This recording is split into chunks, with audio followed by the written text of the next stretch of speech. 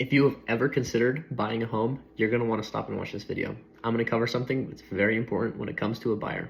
When you're first buying a home with your real estate agent, you'll be using something called the real estate purchase contract, better known as the REPC in the real estate world.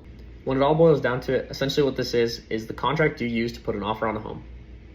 In this contract, you will see something called the finance and appraisal deadline. So what is it and why is it important to you as a buyer?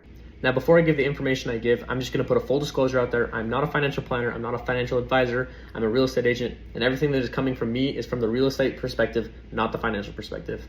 When you first make an offer on a home, you put down what is called earnest money.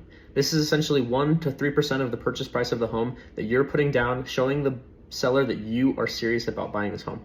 Another thing that the earnest money does, it protects the seller just in case the buyer defaults and can't live up to what they've said. This is where the finance and appraisal deadline becomes very important to you as a buyer.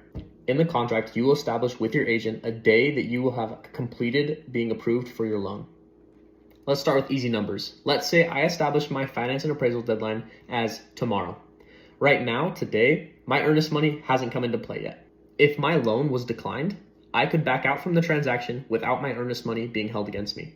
But let's just say the finance and appraisal deadline passes and I didn't get approved for my loan and I needed to back out of the transaction as the buyer. That earnest money that I put down at the start of the transaction actually goes to the seller because I defaulted and I missed my deadline. So make sure when you're working with your real estate agents that you're being very careful about the deadlines that you set and that you're not going to miss those deadlines because it could cost you a lot of money.